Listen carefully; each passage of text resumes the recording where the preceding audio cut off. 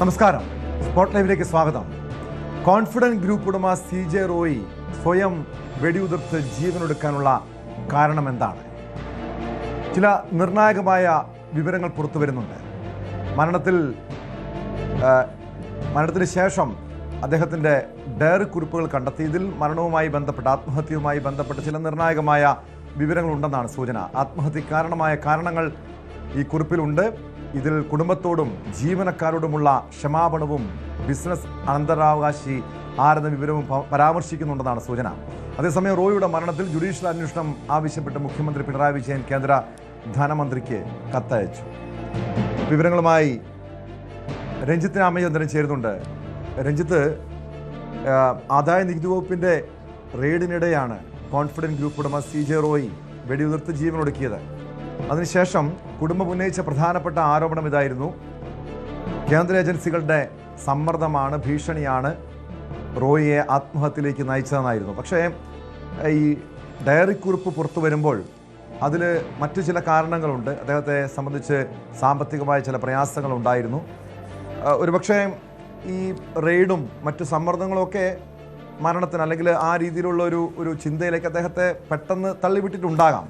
എങ്കിൽ പോലും എന്താണ് ഈ ഡയറി കുറിപ്പിൽ പരാമർശിക്കുന്നതെന്ന് വ്യക്തമായിട്ടുണ്ടോ? ടോമ്, ഏതാണ്ട് ആത്മഹത്യാ കുറിപ്പിന് സമാനമായ ഒരു ഡയറി കുറിപ്പാണ് ഇപ്പോൾ ലഭിച്ചിരിക്കുന്നത് എന്നാണ് കർണാടകയിലെ മാധ്യമങ്ങൾ റിപ്പോർട്ട് ചെയ്യുന്നത്. അത് സംബന്ധിച്ച് കുടുംബമോ അല്ലെങ്കിൽ കോൺഫിഡന്റ് ഗ്രൂപ്പോ അല്ലെങ്കിൽ പോലീസോ ഒരു സ്ഥിരീകരണം നടത്തിയിട്ടില്ല. പക്ഷേ അത് നിഷേധിച്ചിട്ടുമില്ല. ഏതാണ്ട് ഡയറി കുറിപ്പ് ഉണ്ട് എന്ന നിലയിൽ തന്നെയാണ് കാര്യങ്ങൾ എന്ന് വേണം മനസ്സിലാക്കാൻ. ഇത് മുൻപേ കാലേ കൂട്ടി തയ്യാറാക്കിയ ഒരു ഡയറി കുറിപ്പാണ് എന്ന സംശയമാണ് നിൽക്കുന്നത്. കാരണം ഡിസംബർ മുതലാണ് നമുക്കറിയാം ഈ കോൺഫിഡന്റ് ഗ്രൂപ്പുകളുടെ സ്ഥാപനങ്ങളിൽ ആദായ നികുതി വകുപ്പിന്റെ റെയ്ഡ് ആരംഭിച്ചിട്ടുള്ളത്. അന്ന് മുതൽ തന്നെ വല്ലാത്ത മാനസിക സമ്മർദ്ദത്തിലായിരുന്നു റോയി എന്നാണ് മനസ്സിലാക്കേണ്ടത്. പക്ഷേ അദ്ദേഹത്തെ പിന്നീട് വിളിച്ചു വരുന്നത് ഈ കഴിഞ്ഞ ദിവസങ്ങളിൽ, ജനുവരി അവസാനത്തെ 3 ദിവസങ്ങളിൽ അദ്ദേഹത്തിൻ്റെ സൗകര്യപ്രകാരം ഈ രേഖകളുടെ ഒരു പരിശോധനയ്ക്ക്, അതായത് 3 മാസത്തോളം നീണ്ടുന്ന റെയ്ഡ്, അതിന് റെയ്ഡ് എന്ന് വേണമെങ്കിൽ പറയാം. പിന്നീട് നടന്ന ഈ 3 ദിവസവും അത് റെയ്ഡിൻ്റെ സ്വഭാവത്തിലുള്ളതായിരുന്നില്ല എന്ന് ആദായ നികുതി വകുപ്പ് ഉദ്യോഗസ്ഥർ പറയുന്നുണ്ട്. പിടിച്ചെടുത്ത നിരവധി രേഖകൾ, ലാപ്ടോപ്പുകൾ അടക്കമുള്ള കാര്യങ്ങൾ, അതുമായി ബന്ധപ്പെട്ട പേപ്പറുകൾ, അതിലുള്ള കാര്യങ്ങളൊക്കെ റോയിയെ ബോധ്യപ്പെടുത്തുകയും റോയിയുടെ സൈൻ ചെയ്ത് വാങ്ങുകയും ചെയ്യുന്ന ഒരു പ്രൊസീജിയർ കസ്റ്റംസിന് ആദായ നികുതി വകുപ്പിന് ഉണ്ട്. അതനുസരിച്ചുള്ള നീക്കങ്ങളാണ് നടത്തിയത് എന്നും അത് റെയ്ഡിൻ്റെ സ്വഭാവമായിരുന്നില്ല എന്നും പറയുന്നുണ്ട്. അതുകൊണ്ട് തന്നെ ഈ സമയത്തൊക്കെ വളരെ സ്വതന്ത്രനായിരുന്നു റോയി എന്നുള്ളതാണ് പ്രധാനപ്പെട്ട കാര്യം. ഫോൺ ഉപയോഗിക്കാനുള്ള സൗകര്യമുണ്ടായിരുന്നു, ആളുകളുമായി ആശയവിനിമയം നടത്താമായിരുന്നു. ഐസൊലേറ്റഡ് ആയ ഒരു സംവിധാനത്തിലായിരുന്നില്ല. സാധാരണ റെയ്ഡുമായിട്ടൊക്കെ ബന്ധപ്പെട്ട് നമ്മൾ നോക്കിയാൽ പോലീസിൻ്റെ സാന്നിധ്യം ഉണ്ടാകും.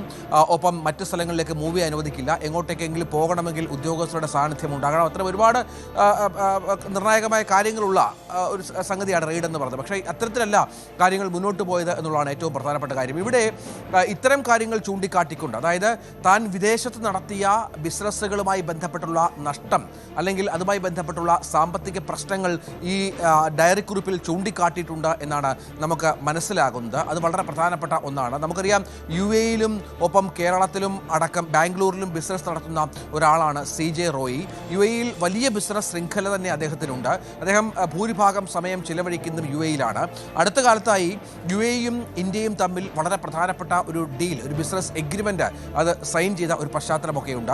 അതിൽ പറയുന്നതനുസരിച്ച് UAE-യിലും ഇന്ത്യയിലുമായി ബിസിനസ് നടത്തുന്നവരുടെ എല്ലാ വിവരങ്ങളും ഇരു സർക്കാരുകളും ശേഖരിക്കണം, വളരെ കൃത്യമായി തന്നെ. അവിടുത്തെ ഇൻവെസ്റ്റ്മെൻറ്റ് വിവരങ്ങളടക്കമുള്ള കാര്യങ്ങൾ, അതിൽ എന്തെങ്കിലും ക്രമക്കേടുകളോ മറ്റു പ്രശ്നങ്ങളോ ഏതെങ്കിലും നിയമം ലംഘിച്ചുള്ള നീക്കങ്ങളോ ഉണ്ടായാൽ ഇരു രാജ്യങ്ങളും പരസ്പരം അറിയിക്കാൻ ബാധ്യസ്ഥരാണ് എന്നുള്ള വളരെ പ്രധാനപ്പെട്ട ഒരു എഗ്രിമെൻ്റ് ഉണ്ട്. അത് അടുത്ത കാലത്തായാണ് നടപ്പിലാക്കി തുടങ്ങിയത്. ഇതിൻ്റെ അടിസ്ഥാനത്തിൽ UAE-യിലും മറ്റും ബിസിനസ് നടത്തുന്ന നിരവധി വ്യവസായികൾ ആദായ നികുതി വകുപ്പിൻ്റെ റഡാറിലാണ് എന്നുള്ള വിവരം കൂടി പുറത്തു വന്നിരുന്നു.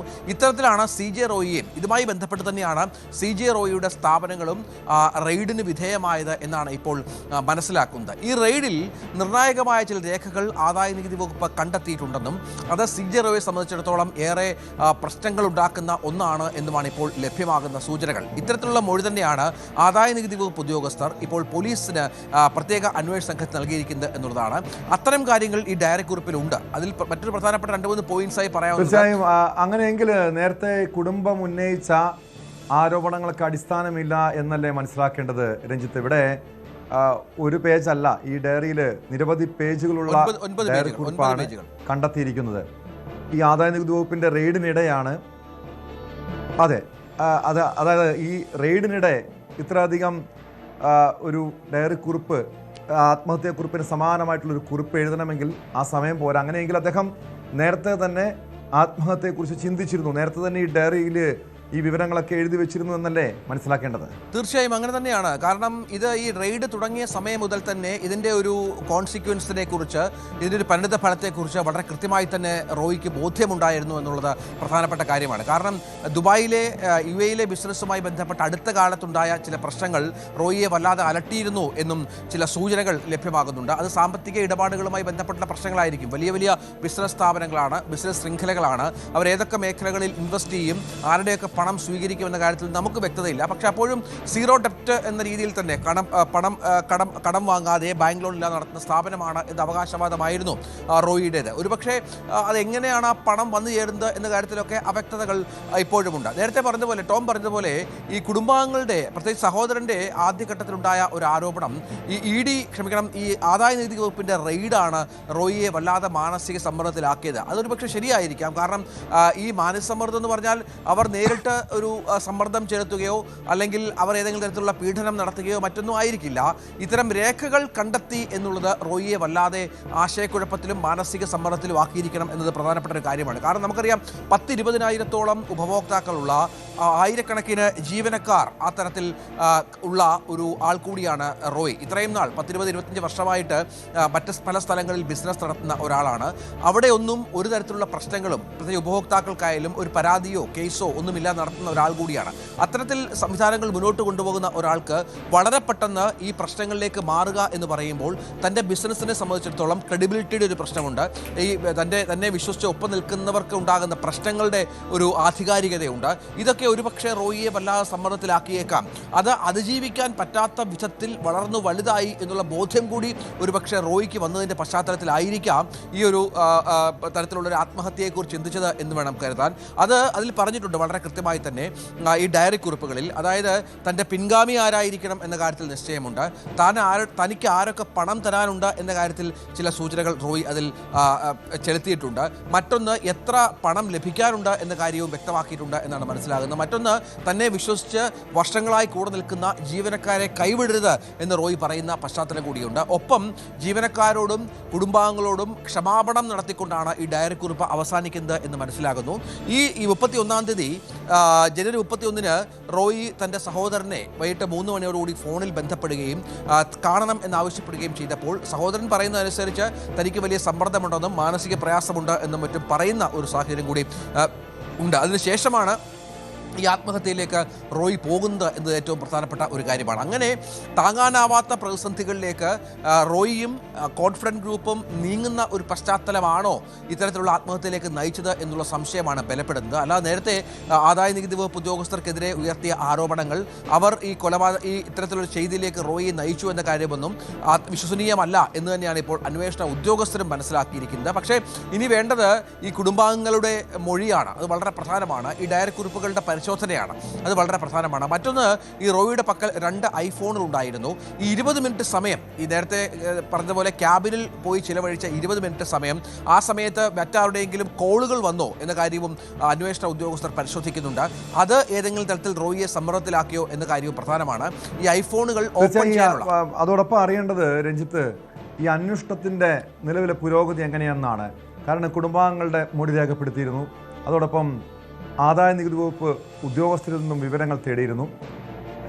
പ്രത്യേക അന്വേഷണ സംഘമാണ് ഈ CJ റോയിയുടെ ആത്മഹത്യാ കേസ് അന്വേഷിക്കുന്നത്. നിലവിലെ ഇതുമായി ബന്ധപ്പെട്ട് എന്തെങ്കിലും വിവരങ്ങൾ കണ്ടെത്താൻ, അതായത് ഈ ഡയറി കുറിപ്പ്, അതോടൊപ്പം അതല്ലാതെ മറ്റെന്തെങ്കിലും വിവരങ്ങൾ കണ്ടെത്താൻ അന്വേഷണ സംഘത്തിന് കഴിഞ്ഞിട്ടുണ്ടോ?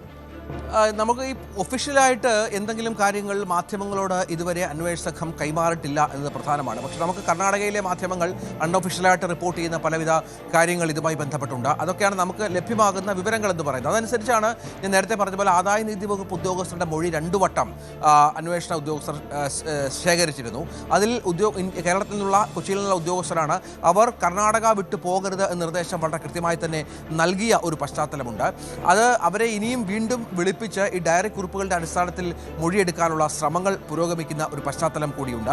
അവർ നൽകിയ മൊഴി അനുസരിച്ചാണ് നേരത്തെ പറഞ്ഞതുപോലെ ഈ റോയിയിൽ ഒരു തരത്തിലുള്ള സമ്മർദ്ദവും തങ്ങൾ ചെലുത്തിയിട്ടില്ല എന്നും റോയി തങ്ങളോട് തട്ടിക്കയറുകയോ അല്ലെങ്കിൽ അസ്വസ്ഥനായി പെരുമാറുകയോ അല്ലെങ്കിൽ ഏത് തരത്തിൽ എതിർക്കുകയോ ചെയ്തിട്ടില്ല. വളരെ അന്വേഷണവുമായി സഹകരിക്കുന്ന രീതിയിൽ തന്നെ ആയിരുന്നു ഉണ്ടായിരുന്നത്. വളരെ പെട്ടെന്ന് തനിക്ക് അമ്മയോട് സംസാരിക്കണമെന്ന് ആവശ്യപ്പെട്ട് റൂമിലേക്ക് പോവുകയും കൂടെ പോകാൻ ശ്രമിച്ച സഹജീവനക്കാരെ വിലക്കുകയും മറ്റും ചെയ്തതിനു ശേഷം മുറിയിൽ കയറി അടച്ചിരിക്കുകയായിരുന്നു റോയി. അതിനുശേഷം 20 മിനിറ്റിന് ശേഷം ചെന്ന് നോക്കുമ്പോഴാണ് വാതിലൊക്കെ ബലമായി തുറന്ന് അകത്ത് ചെല്ലുമ്പോഴാണ് റോയിയെ വെടിയേറ്റു മരിച്ച നിലയിൽ കാണപ്പെടുന്ന ഒരു സംഭവം ഉണ്ടായത് എന്നുള്ളതാണ്. അതിൽ ആദായ നികുതി വകുപ്പ് ഉദ്യോഗസ്ഥർക്ക് പങ്കില്ല എന്ന നിഗമനം ഏതായാലും പോലീസിന്റെ ഭാഗത്തു നിന്നുണ്ട് എന്ന കാര്യത്തിൽ യാതൊരു സംശയവുമില്ല. പക്ഷേ ഈ നേരത്തെ ടോം പറഞ്ഞതുപോലെ കുടുംബാംഗങ്ങളുടെ മൊഴി ശേഖരിക്കുക എന്നുള്ളത് ഏറെ പ്രധാനപ്പെട്ട നിർണായകമായ ഒന്നാണ്. അതിനുള്ള ശ്രമത്തിലാണ് ഇപ്പോൾ ആദായ നികുതി വകുപ്പ് ഉദ്യോഗസ്ഥരുള്ളത്. ജീവനക്കാരെ ഇതിനകം ഓരോരുത്തരെയായി വിളിച്ച് ചോദ്യം ചെയ്യുന്നുണ്ട്. കോൺഫറൻസ് ഗ്രൂപ്പിന്റെ MD അടക്കമുള്ളവർ ഇപ്പോൾ കർണാടകയിലുണ്ട് എന്നാണ് മനസ്സിലാകുന്നത്. അദ്ദേഹത്തെ അടക്കം ഇപ്പോൾ ചോദ്യം ചെയ്ത് കാര്യങ്ങളിൽ വ്യക്തത വരുത്താൻ ശ്രമിക്കുന്നുണ്ട്. ഇനി സഹോദരനുമായി ബന്ധപ്പെട്ട മൊഴി ശേഖരിക്കേണ്ടതുണ്ട്. ഭാര്യയുടെ മക്കളുടെ മൊഴി ശേഖരിക്കേണ്ടതുണ്ട്. ഏതെങ്കിലും തരത്തിൽ നേരത്തെ റോയി പലപ്പോഴും പറഞ്ഞിട്ടുള്ളത് തൻ്റെ സാമ്പത്തിക ഇടപാടുകളെല്ലാം ഭാര്യയ്ക്ക് അറിയാം എന്നുള്ളതാണ്. ഭാര്യ അറിയാതെ 1 രൂപയുടെ ഇടപാട് പോലും ഇല്ല എന്ന് പറഞ്ഞിരുന്നു. അതനുസരിച്ച് ഭാര്യയുടെ മൊഴി ശേഖരിക്കേണ്ട പശ്ചാത്തലമുണ്ട്. അങ്ങനെ ഏറെ നിർണായകമായ ഒരുപാട് കാര്യങ്ങളിലേക്ക് കടന്നാൽ മാത്രമേ വ്യവസായ ലോകത്തെ, ബിസിനസ് ലോകത്തെ വല്ലാതെ ഞെട്ടിപ്പിച്ച ഈ കൊലപാതകത്തിൻ്റെ പൂർണ്ണമായ വിവരങ്ങൾ പുറത്തു വരികയുള്ളൂ. അതിനുള്ള ശ്രമം കഠിനമായി നടക്കുന്നുണ്ട് താനും. അതിനിടയിലാണ് നേരത്തെ പറഞ്ഞ പോലെയുള്ള ഡയറി കുറിപ്പുകളുമായി ബന്ധപ്പെട്ട കാര്യങ്ങൾ പുറത്തു വരികയും അതനുസരിച്ചുള്ള അന്വേഷണം മുന്നോട്ട് പോവുകയും മറ്റും ചെയ്യുന്നത് കേട്ടോ.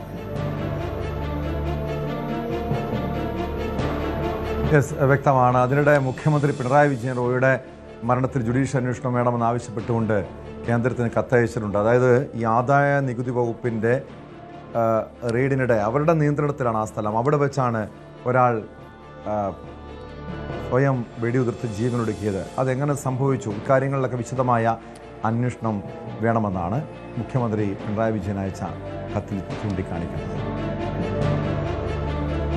മറ്റൊരു പ്രധാനപ്പെട്ട വാർത്തയിലേക്കാണ് സ്പോട്ട് ലൈവിന് പോകുന്നത്. CSR ഫണ്ട് തട്ടിപ്പിൽ ബിജു രാധാകൃഷ്ണനെതിരെ കേസെടുത്ത് പോലീസ്. കടവന്ത്ര പോലീസാണ് കേസെടുത്തത്. ബിജു രാധാകൃഷ്ണനെ 1-ാം പ്രതിയാക്കിയാണ് നടപടി. അഭിഭാഷകയായ നിഷ പീറ്റർ, ബിജുവിൻ്റെ ജീവനക്കാരായ ബെർലിൻ, വേണുഗോപാൽ എന്നിവർ 2ഉം 3ഉം 4ഉം പ്രതികളാണ്. എറണാകുളം ജുഡീഷ്യൽ 1-ാം ക്ലാസ് മജിസ്ട്രേറ്റ് കോടതിയുടെ നിർദ്ദേശപ്രകാരമാണ് കേസെടുത്തിട്ടുള്ളത്. തട്ടിപ്പിനെക്കുറിച്ച് ന്യൂസ് 18 വാർത്ത പുറത്തു കൊണ്ടുവന്നത്. വിവരങ്ങളുമായി MS അനീഷ് കുമാർ ചേരുന്നു. അനീഷ് നടത്തിയ ഒരു അന്വേഷണമാണ് ഏറ്റവും ഒടുവിൽ പോലീസ് കേസെടുക്കുന്നതിലേക്ക് വരെയും കാര്യങ്ങൾ എത്തിച്ചിരിക്കുന്നത്. സോളാർ തട്ടിപ്പ് കേസ് പ്രതി ബിജു രാധാകൃഷ്ണൻ CSR ഫണ്ട് തട്ടിപ്പിലും പ്രതിയാകുന്നു. കൂട്ടുപ്രതികൾ അഭിഭാഷകരുണ്ട്, ജീവനക്കാരുണ്ട്. കൂടുതൽ പേർ ഈ കേസുമായി ബന്ധപ്പെട്ട് കുടുങ്ങുമോ? ഏതൊക്കെ വകുപ്പ് പ്രകാരമാണ് ബിജു രാധാകൃഷ്ണനെതിരെ കേസെടുത്തിട്ടുള്ളത്?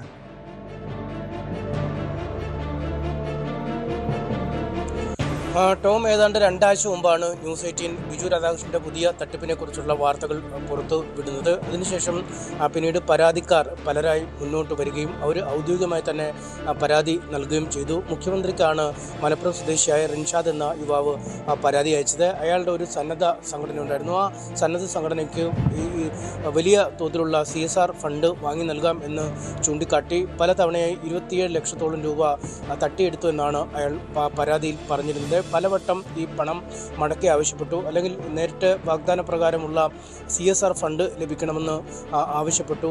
ഈ മൃഗങ്ങളുടെ പരിപാലനത്തിനായുള്ള ആംബുലൻസുകൾ അടക്കമുള്ള അത്തരം പ്രത്യേക വാഗ്ദാനങ്ങൾ ചെയ്താണ് ഈ ഫണ്ട് തട്ടിയെടുത്തത്. ഒപ്പം വിരാട് കോഹ്ലി ഫൗണ്ടേഷനും ഈ മൃഗപരിപാലന രംഗത്ത് വലിയ പ്രവർത്തനങ്ങൾ നടത്തി വരുന്നു. അതുകൊണ്ട് വിരാട് കോഹ്ലി ഫൗണ്ടേഷൻ കേരളത്തിൽ കുറച്ച് പണം ചെലവഴിക്കാൻ ആഗ്രഹിക്കുന്നുണ്ട്. അതിന് ഈ സന്നദ്ധ സംഘടനയ്ക്ക് സഹായം ലഭിക്കും എന്നൊക്കെയുള്ള മനോഹരമായ വാഗ്ദാനങ്ങളാണ് ബിജു നൽകിയത്. എന്നാൽ ഈ വാഗ്ദാനങ്ങൾ പാലിക്കപ്പെടുകയോ നൽകിയ പണം മടക്കി ലഭിക്കുകയോ വരാത്ത സാഹചര്യത്തിലാണ് ഈ റിൻഷാദ് പരാതിയുമായി വന്നത്. മുഖ്യമന്ത്രിക്ക് ആദ്യം പരാതി കൊടുത്തിരുന്നു.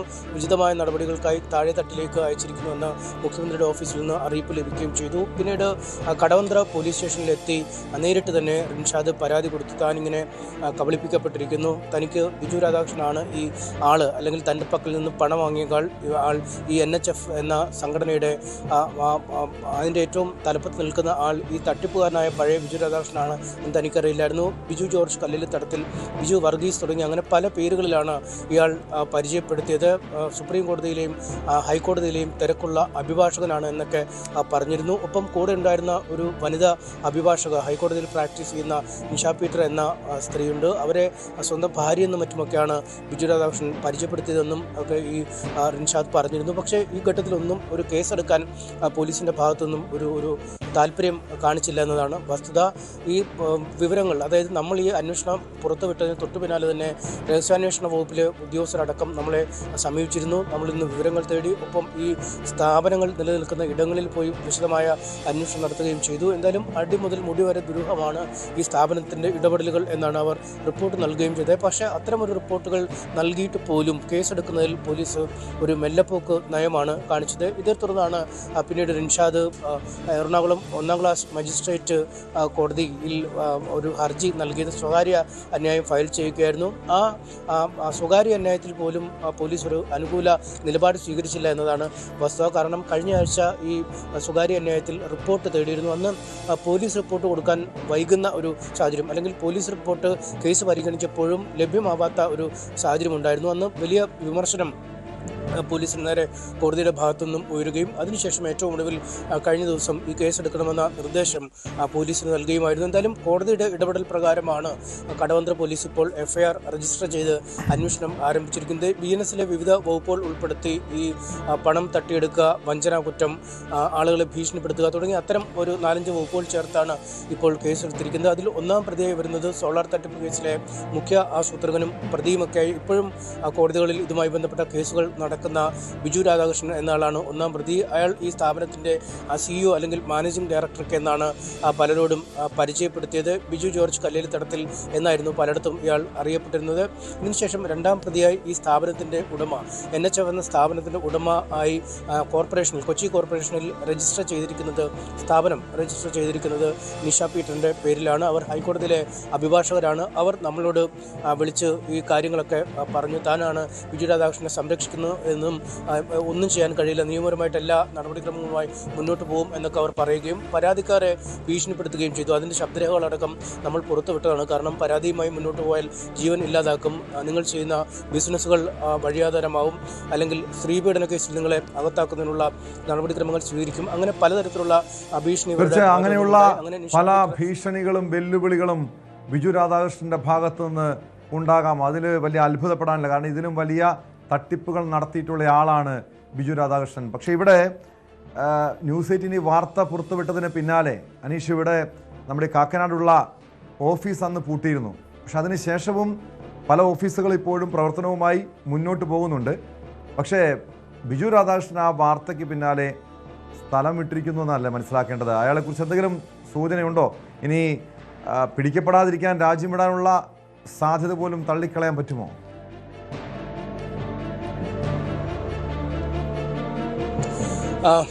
ബിജു രാധാകൃഷ്ണൻ്റെ സ്ഥാപനങ്ങൾ കൊച്ചി നഗരത്തിൽ തന്നെ 4 സ്ഥാപനങ്ങൾ ഉണ്ടായിരുന്നു.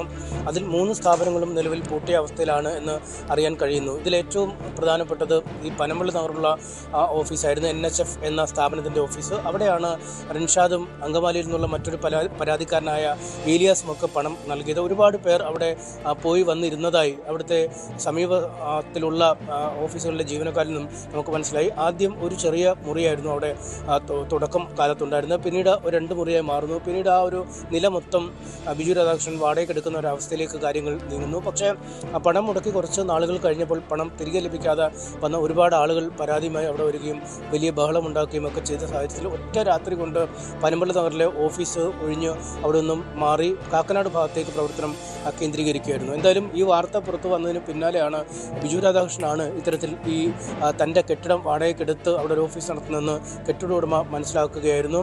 അയാൾ അദ്ദേഹത്തോട് പറഞ്ഞിരുന്നത് മെഡിക്കൽ കോളേജുകളും എഞ്ചിനീയറിംഗ് കോളേജുകളും ഒക്കെ നിർമ്മിച്ച് നൽകുന്നതിനുള്ള ഒരു കൺസൾട്ടൻസി സ്ഥാപനമാണ് ഇവിടെ പ്രവർത്തിക്കുന്നതെന്നാണ് പറഞ്ഞിരുന്നത്. അയൽവാസികളടക്കം പറയുന്നു ഒരുപാട് വൈദികരും ഒപ്പം ഈ കാഷായ വസ്ത്രധാരികളായ ആളുകളുമൊക്കെ നിരന്തരം ആ ഓഫീസിൽ വന്നു പോയിക്കൊണ്ടിരിക്കുന്നുവെന്ന് അദ്ദേഹം പറയുകയും ചെയ്തു. എന്തായാലും ഇതിൻ്റെയൊക്കെ പശ്ചാത്തലത്തിൽ ആ കെട്ടിടത്തിൻ്റെ ഉടമ ആ കെട്ടിടം ഉടൻ ഒഴിയണമെന്ന് ഇയാൾക്ക് നോട്ടീസ് നൽകി, നിർദ്ദേശം നൽകി. അതിന് തൊട്ട് പിന്നാലെ തന്നെ സാധന സാമഗ്രികളൊക്കെ എടുത്ത് രേഖകളും CCTV ക്യാമറകളൊക്കെ ഉണ്ടായിരുന്നൊരു കെട്ടിടമാണ്. അതെല്ലാം എടുത്ത് പെട്ടെന്ന് അവിടുന്ന് കാലിയാവുന്നത്. അതായത് ഒരു തരത്തിൽ പറഞ്ഞാൽ ഒരു രക്ഷപ്പെടൽ എന്ന് വേണമെങ്കിൽ പറയാം. കാരണം പോലീസിന് ആദ്യഘട്ടത്തിൽ പരാതി ലഭിക്കുന്നു, വാർത്തകൾ പുറത്തു വരുന്നു, രഹസ്യാന്വേഷണ വിഭാഗം അന്വേഷിക്കുകയൊക്കെ ചെയ്തിട്ടും പോലീസ് ചെറുവിരൽ പോലും അനക്കാതിരിക്കുമ്പോൾ ഈ മെറിഡിയൻ പ്രോജക്ട് പ്രൊഫഷണൽസ് എന്ന കാക്കനാട് ഓഫീസ് ഒഴിവാക്കി പോകാൻ അവർക്ക് വലിയ താല്പര്യമായിരുന്നു. അങ്ങനെ ഒഴിവാക്കി പോവുകയും ചെയ്തു. അതുകൊണ്ട് ഇനി എവിടെ നിന്ന് പോലീസ് അന്വേഷണം ആരംഭിക്കും, അല്ലെങ്കിൽ എന്തൊക്കെ തെളിവുകളാണ് അവശേഷിക്കുന്നത് എന്നതിനെക്കുറിച്ചൊരു കൃത്യമായ ചിത്രം ഇപ്പോഴും നമുക്ക് പറയാൻ കഴിയില്ല. പക്ഷേ ഒരുപാട് പരാതിക്കാർ ഈ കേസെടുത്ത സ്ഥിതിക്ക് വരാൻ സാധ്യതയുണ്ടെന്നാണ് മനസ്സിലാക്കുന്നത്. തമിഴ്നാട്ടിലും കർണാടകത്തിലുമൊക്കെ ഒരുപാട് പേർക്ക് പണം നഷ്ടപ്പെട്ടിട്ടുണ്ട് എന്ന വിവരം ലഭിക്കുന്നുണ്ട്. കോയമ്പത്തൂരിലും പോണ്ടിച്ചേരിയിലുമൊക്കെ ഈ CSR സമ്മിറ്റുകൾ നടത്തി ഒരുപാട് സന്നദ്ധ സംഘടനകളെ ഇവിടേക്ക് ആനയിച്ചു കൊണ്ടിരുന്ന സാഹചര്യമുണ്ട്. അവരിൽ പലർക്കും പണം നഷ്ടപ്പെട്ടിട്ടുണ്ട് എന്നാണ് നമുക്ക് മനസ്സിലാക്കാൻ കഴിയുന്നത്. പക്ഷേ പലരും പരാതിയുമായി ഇപ്പോഴും മുന്നോട്ട് വരാൻ പരസ്യമായ ഒരു സന്നദ്ധത പ്രകടിപ്പിക്കുന്നില്ല. നമ്മൾ ഫോണിലൊക്കെ സംസാരിക്കുമ്പോൾ ഇത്തരത്തിൽ പണം പോയി എന്നൊക്കെ അവർ സമ്മതിക്കുന്നുണ്ടെങ്കിൽ പോലും ഈ പണം നഷ്ടപ്പെട്ടു എന്നൊരു പരാതി നൽകുമ്പോൾ അല്ലെങ്കിൽ നിയമപരമായ നടപടിക്രമങ്ങളിലൂടെ മുന്നോട്ട് പോകുമ്പോൾ സ്ഥാപനത്തിൻ്റെ ഒരു സൽപ്പേര് കളങ്കപ്പെടും എന്ന ഒരു ആശങ്ക ഇവർക്കുണ്ട്. ഒപ്പം ബിജു രാധാകൃഷ്ണൻ നൽകിയ പണത്തിൻ്റെ ഒരു ഉറവിടം ഇവർക്ക് നൽകേണ്ടി വരും. ഈ കണക്കിൽപ്പെടാത്ത പണമോ അല്ലെങ്കിൽ കള്ളപ്പണമോ ഒക്കെ നൽകുകയാണെങ്കിൽ പിന്നീട് അന്വേഷണത്തിൻ്റെ പരിധിയിൽ വരുന്നതോടുകൂടി അവരും ഒരു അന്വേഷണത്തിൻ്റെ ഒരു പരിധിയിലേക്ക് വരുന്ന സാഹചര്യം. അങ്ങനെ ഒരുപാട് ഘടകങ്ങളുണ്ട്. അതുകൊണ്ട് തന്നെ പലരും നിലവിൽ പുറത്തേക്ക് വരാൻ തയ്യാറാവാതെ നിൽക്കുന്ന സാഹചര്യമുണ്ട്. കുറച്ച് പരാതിക്കാർ ഇതിനകം എത്തിയിട്ടുണ്ട്. അതുകൊണ്ട് തന്നെ പോലീസ് അന്വേഷണം മുന്നോട്ട് പോകുമ്പോൾ കൂടുതൽ പരാതിക്കാർ എത്താനുണ്ട്. ഈ കടവന്ത്ര പോലീസിൽ രജിസ്റ്റർ ചെയ്തിരിക്കുന്ന കേസിനൊപ്പം മറ്റൊരു കേസ് കൂടി അല്ലെങ്കിൽ മറ്റൊരു തരത്തിൽ കൂടി അന്വേഷണത്തിനുള്ള ഉത്തരവ് നിലവിൽ തന്നെ വന്നു കഴിഞ്ഞിരുന്നു. അത് സംസ്ഥാന മുഖ്യമന്ത്രി DGPക്ക് കൈമാറി, അതായത് റിൻഷാദ് നൽകിയ പരാതി DGPക്ക് കൈമാറിയപ്പോൾ DGP അതിന്മേലൊരു അന്വേഷണത്തിന് ഉത്തരവിട്ടിരുന്നു. ദക്ഷിണമേഖല IGക്കാണ് ഈ സംബന്ധിച്ച നിർദ്ദേശം നൽകിയത്.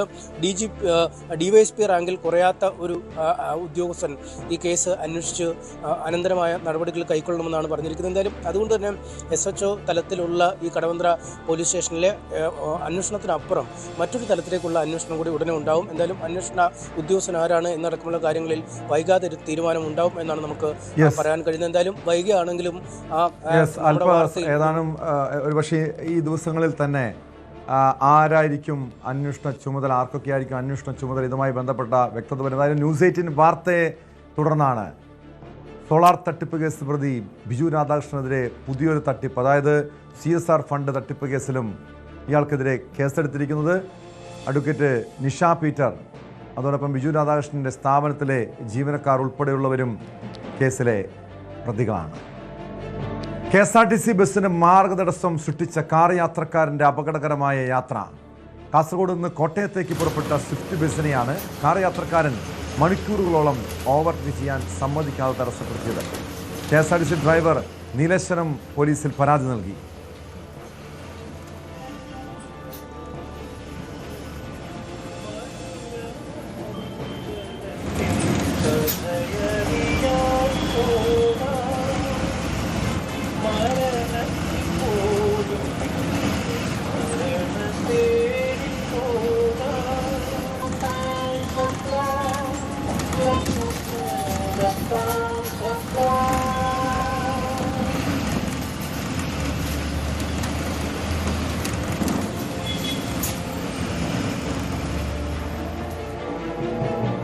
KV ബൈജു ചേരുന്നുണ്ട് വിവരങ്ങളുമായി. ബൈജു, സാധാരണ നമ്മൾ റോഡിലൂടെ പോകുമ്പോൾ KSRTC ബസ്സുകാരും സ്വകാര്യ ബസ്സുകാരുമാണ് സാധാരണ ഇങ്ങനെ മറ്റ് വാഹനങ്ങളെ കടത്തിവിടാതെ യാത്ര ചെയ്യാറുള്ളത്, സഞ്ചരിക്കാറുള്ളത്. പക്ഷേ ഇവിടെ വ്യത്യസ്തമായൊരു കാഴ്ചയാണ് കണ്ടത്. എന്തോ ഒരു പ്രകോപനമുണ്ടല്ലോ ഈ കാർ യാത്രികനെ, ഡ്രൈവറെ പ്രകോപിപ്പിച്ചൊരു കാര്യം എന്തായിരിക്കും? എന്താണ് KSRTC ഡ്രൈവറുടെ പരാതിയിൽ പറയുന്നത്? ഇത് എത്ര ദൂരത്തോളം ഇങ്ങനെ ഈ ബസ്സിന് മാർഗതടസ്സം സൃഷ്ടിച്ച് കാർ യാത്ര ചെയ്തു?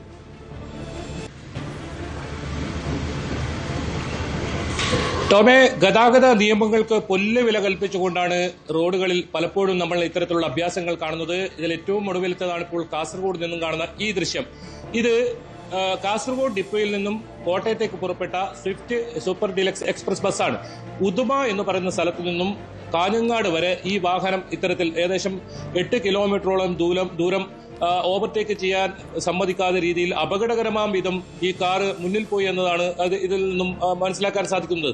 അതോടൊപ്പം ഈ ഡ്രൈവർ പരാതിയിൽ പറയുന്നതും അത് തന്നെയാണ്. അതായത് ഇതിൽ പ്രകോപനം എന്ന് പറയുന്നത് ഈ കാറിനെ ഈ ബസ് ഓവർടേക്ക് ചെയ്തു. ആ സമയത്ത് ഉണ്ടായ ഒരു പ്രകോപനം, അതാണ് ഈ ഇത്തരത്തിൽ ഒരു അഭ്യാസത്തിന് ഇടവെച്ചതെന്നാണ് പറയുന്നത്. നമുക്ക് ദൃശ്യങ്ങളിൽ നിന്ന് തന്നെ കാണാം, വളരെ അപകടകരമാം വിധമാണ് ആ കാറ് ബസ്സിന് തൊട്ടുരുമിയൊക്കെ പോകുന്നത് കാണാം. നടു റോഡിലൂടെ പോകുന്നത് കാണാം. ഈ ബസ്സിന് ഒരു തരത്തിലും സൈഡ് കൊടുക്കാത്തൊരവസ്ഥയാണ്. കാരണം ഇത് ദീർഘദൂര ബസ്സാണ്. കാസർഗോഡ് നിന്നും കോട്ടയം വരെ പോകുന്ന ദീർഘദൂര ബസ്സാണ്. നിറയെ യാത്രക്കാരുണ്ടായിരുന്ന ബസ്സാണ്.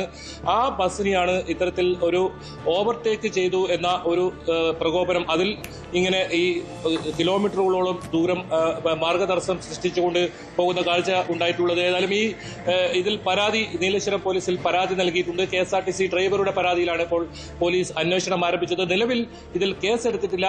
ഇതിൽ പോലീസിന്റെ ഭാഗത്തുനിന്നും ഈ ദൃശ്യങ്ങൾ ശേഖരിച്ച് അന്വേഷണം, അതോടൊപ്പം ഈ കാർ ഉടമയെ വിളിച്ച് ചോദ്യം ചെയ്തതിന് ശേഷമായിരിക്കും കേസെടുക്കുക എന്നാണ് പോലീസ് പറഞ്ഞത്. നിലവിൽ കേസെടുത്തിട്ടില്ല. നമുക്കറിയാം ടോമെ, ഇതുപോലുള്ള നിരവധി CCTV ദൃശ്യങ്ങളാണ്, നമുക്ക് ഭയം തോന്നിക്കുന്ന രീതിയിലുള്ള CCTV ദൃശ്യങ്ങളാണ് ഓരോ ദിവസവും പുറത്തു വരുന്നത്. അത്ഭുതകരമായി രക്ഷപ്പെടുന്ന ഉണ്ട്. അതോടൊപ്പം തീർച്ചയായും ഇവിടെ കൃത്യമായും ഗതാഗത നിയമം ലംഘിച്ചുവെന്ന് വ്യക്തമാണ്. ഇവിടെ ഈ കാർ യാത്രക്കാരനെ, കാർ ഡ്രൈവറെ പ്രകോപിപ്പിച്ചെന്നൊരു കാര്യം ഉണ്ടാകും. കാരണം നമ്മൾ പലപ്പോഴും യാത്ര ചെയ്യുമ്പോൾ അനുഭവിക്കാറുള്ളതാണ്. KSRTC ബസ്സുകാരും സ്വകാര്യ ബസ് ഡ്രൈവർമാരുമൊക്കെ നമ്മൾ ഇതിനും അതിനപ്പുറവും ബുദ്ധിമുട്ടിക്കാറുണ്ട്. കാരണം മറ്റു വാഹനങ്ങളെ കടത്തിവിടാൻ അവർ അനുവദിക്കാറില്ല. പക്ഷേ ഇവിടെ നിരവധി യാത്രക്കാർക്കാണ് ഇവിടെ ബുദ്ധിമുട്ടുണ്ടാകുക. ഒരു പക്ഷേ KSRTC ബസ് ഡ്രൈവറുടെ ഭാഗത്ത് ഒരു പ്രകോപനം ഉണ്ടാകാം. ഇങ്ങനെ ആ കാറിന് ഇയാൾ മാർഗദർശനം സൃഷ്ടിച്ചിട്ടുണ്ടാകാം. അതിൻ്റെ ഒരു പ്രകോപനത്തിലാകും ഈ ബസ്സിന്, KSRTC ബസ്സിന് മാർഗദർശനം സൃഷ്ടിച്ചുകൊണ്ട് യാത്ര ചെയ്തത്. പക്ഷേ അവിടെ ദുരിതം അനുഭവിച്ചത് വളരെ സാധാരണക്കാരായിട്ടുള്ള ജനങ്ങളല്ലേ, യാത്രക്കാരല്ലേ ബൈജു?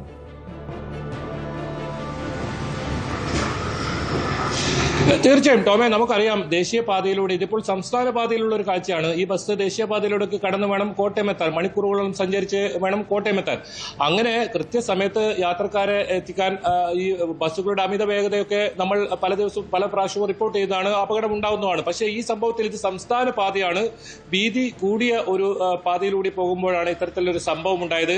പലപ്പോഴും ഈ ഇരുചക്ര വാഹനവും കാറുകളും ഒക്കെ ഇങ്ങനെ ചെറിയ നിസാര കാരണം പറഞ്ഞ് ബസ്സുകൾക്ക് നേരെ ഇത്തരത്തിൽ ഉള്ള സംഭവങ്ങളൊക്കെ നമ്മൾ കഴിഞ്ഞ പല റിപ്പോർട്ടുകളും ചെയ്താണ്. അത്തരത്തിൽ പോലീസിൽ നമ്മൾ അന്വേഷിച്ചപ്പോൾ പോലീസ് പറയുന്നത് ഈ ബസ് ഓവർടേക്ക് ചെയ്യുന്നു. കാരണം ഈ ബസ് വളരെ വേഗത്തിലായിരുന്നു എന്ന കാര്യത്തിൽ സംശയമില്ല. കാരണം നിറയെ യാത്രക്കാരും ഉണ്ടായിരുന്നു. ഗതാഗത തടസ്സമാണ്, പലയിടങ്ങളിലും റോഡിന്റെ നിർമ്മാണമൊക്കെ നടക്കുന്നതുകൊണ്ട് പുരോഗമിക്കുന്നതുകൊണ്ട് തന്നെ വലിയ തിരക്ക് പല സ്ഥലങ്ങളിലുള്ളതുകൊണ്ട് ബസ് അമിത വേഗതയിലൊക്കെ പോകുന്ന സാഹചര്യമുണ്ട്. ഈ സംഭവത്തിൽ പോലീസ് അന്വേഷണത്തിൽ നിന്നും പ്രാഥമികമായി അവർക്ക് മനസ്സിലാക്കാൻ സാധിച്ചത് ചെറിയൊരു പ്രകോപനം ഉണ്ടായതിനാണ് ഈ ബസ്സിനെ ഇങ്ങനെ ഇത്തരത്തിൽ ബുദ്ധിമുട്ടിച്ചത്, യാത്രക്കാരെ ബുദ്ധിമുട്ടിച്ചത്. അത് അങ്ങനെ പരാതി ഉണ്ടെങ്കിൽ ഈ കാർ യാത്രക്കാർക്ക് പോലീസ് സ്റ്റേഷനിൽ ബസ്സിന്റെ നമ്പർ ഉൾപ്പെടെ നൽകി, അല്ലെങ്കിൽ ഇതിന് പ്രത്യേക വാട്സാപ്പ് ഗ്രൂപ്പൊക്കെ ഇതിന്റെ ദൃശ്യങ്ങൾ പകർത്തി നൽകിയാൽ നടപടിയെടുക്കുമെന്ന് മന്ത്രി ഗണേഷ് കുമാർക്ക് നേരത്തെ ആവർത്തിച്ച് വ്യക്തമാക്കിയിട്ടുണ്ട്. നമുക്കറിയാം മിന്നൽ ബസ്സൊക്കെ വളരെ വേഗതയിലാണ് പോകുന്നത്. പക്ഷേ ഈ ബസ്സിന് ഇങ്ങനെ മാർഗതടസ്സം സൃഷ്ടിച്ചതിന് നേരത്തെ വലിയ കേസുകളൊക്കെ എടുത്തിരുന്നു. ഇത്തരം ബസ്സുകൾക്ക് നേരെ ഇങ്ങനെ മാർഗദർശനം സൃഷ്ടിക്കുന്നവർക്കെതിരെ കർശന നടപടി സ്വീകരിക്കുമെന്ന് ഗതാഗത മന്ത്രി ഉൾപ്പെടെ നേരത്തെ പ്രസ്താവന നടക്കുന്ന സാഹചര്യം ഉണ്ടായിരുന്നു. അങ്ങനെയുള്ള ഒരു സാഹചര്യത്തിൽ ഈ ഒരു ദൃശ്യം ബസ്സിലുള്ള കണ്ടക്ടർ തന്നെ പകർത്തുന്ന സാഹചര്യം ഉണ്ടായത്. ഈ ദൃശ്യങ്ങൾ സഹിതമാണ് ഇപ്പോൾ പരാതി നൽകിയിട്ടുള്ളത്. ഏതായാലും ഈ കാർ ഉടമയ്ക്ക്, ഈ കാർ യാത്രക്കാരന് എന്താണ് പറയാനുള്ളതെന്ന് കേട്ടതിന് ശേഷമായിരിക്കും ഇതിൽ കേസെടുക്കുക എന്നാണ് നീലേശ്വരം പോലീസ് പറഞ്ഞത്. ഏതായാലും ഈ ദൃശ്യം വ്യാപകമായി ഇപ്പോൾ സമൂഹ മാധ്യമങ്ങളിൽ പ്രചരിക്കുന്നുണ്ട്. ഈ വാഹനം ഇങ്ങനെ മാർഗതടസ്സം സൃഷ്ടിച്ച് ഈ KSRTC ബസ് ഒരു തരത്തിലും മുന്നോട്ട് പോകാൻ വിടാത്ത രീതിയിൽ മണിക്കൂറുകളോളം കിലോമീറ്ററുകളോളം ദൂരം ഇങ്ങനെ തടസ്സം സൃഷ്ടിക്കുന്ന ഈ ദൃശ്യം ഇപ്പോൾ വ്യാപകമായി പ്രചരിക്കുന്ന സാഹചര്യമുണ്ട്. എന്തായാലും പോലീസ് ഇതിൽ നിലവിൽ കേസെടുത്തിട്ടില്ല. ഇതിൽ അന്വേഷണം നടത്തി ഇതുപോലെ ഗതാഗത നിയമങ്ങൾ ലംഘിക്കുന്നവർ ഓർക്കുക, നിങ്ങൾ മൂലം നിരവധി ആളുകൾ ദുരിതം അനുഭവിക്കുന്നുണ്ടാകാം. ഒരുപക്ഷെ ആ KSRTC ബസ്സിൽ യാത്ര ചെയ്യുന്നവരില്ലേ, പരീക്ഷ എഴുതാൻ പോകുന്നവരുണ്ടാകാം, രോഗികളുണ്ട്, ആശുപത്രിയിലേക്ക് പോകുന്ന രോഗികളുണ്ടാകാം. സാധാരണക്കാരാണ് ഈ ബസ്സുകളെ ആശ്രയിക്കുന്നത്. അവരെ ഓർത്തെങ്കിലും ഇതുപോലുള്ള അഭ്യാസങ്ങൾ കാണിക്കാതിരിക്കാൻ ഓർക്കുക. കാരണം അത് ഒരുപക്ഷെ നമുക്ക് ഇത്തരം അനുഭവങ്ങൾ ഉണ്ടാകുമ്പോഴായിരിക്കും അതിൻ്റെ ബുദ്ധിമുട്ട്, പ്രയാസം മനസ്സിലാക്കുന്നത്. കോഴിക്കോട് മാവൂരിൽ യുവാക്കളെ കാറിടിപ്പിച്ച് കൊലപ്പെടുത്താൻ ശ്രമിച്ച കേസിൽ പ്രതി കൊടിയത്തൂർ സ്വദേശി ഇർഫാനെ കണ്ടെത്താനായി പോലീസ് ലുക്കൌട്ട് നോട്ടീസ് പുറത്തിറക്കി. മാവൂർ പോലീസാണ് പ്രതിക്കായി ലുക്കൌട്ട് സർക്കുലർ പുറത്തിറക്കിയത്. കൊടിയത്തൂർ ഗ്രാമപഞ്ചായത്ത് അംഗവും മുസ്ലിം ലീഗ് നേതാവുമായ ആയിഷയുടെ മകനാണ് പ്രതി ഇർഫാൻ. വിവരങ്ങളുമായി കോഴിക്കോട് നിന്ന് MS അനീഷ് കുമാർ ചേരുന്നു. അനീഷ്, നമ്മൾ കണ്ടതാണ് ആ ഭീതിപ്പെടുത്തുന്ന ദൃശ്യങ്ങൾ. ബൈക്കിലെത്തിയ രണ്ട് യുവാക്കളെ അതിവേഗത്തിലെത്തിയ കാർ ഇടിച്ച് തെറിപ്പിക്കുന്നു. അതിനു മുൻപ് ഇർഫാൻ ഇവരുടെ വീട്ടിലെത്തി, അതായത് പരിക്കേറ്റ ഈ ബൈക്ക് യാത്രികരായിരുന്ന യുവാക്കളുടെ വീട്ടിലെത്തി അവരുടെ സഹോദരനെ ക്രൂരമായി മർദ്ദിക്കുന്നു. അങ്ങനെ 2 കേസുകളാണ് ഇയാൾക്കെതിരെയുള്ളത്. രണ്ടും ഗുരുതര സ്വഭാവമുള്ള കേസുകളാണ്. സംഭവത്തിന് ശേഷം പ്രതി രക്ഷപ്പെട്ടിരിക്കുന്നു. ഇയാൾ ഒളിവിൽ പോകാനുള്ള സ്ഥലങ്ങൾ, സാഹചര്യങ്ങളൊക്കെ പോലീസ് പരിശോധിച്ചിട്ടുണ്ടോ? എന്താണ് ഇപ്പോൾ ഉണ്ടായിരിക്കുന്ന നടപടികൾ?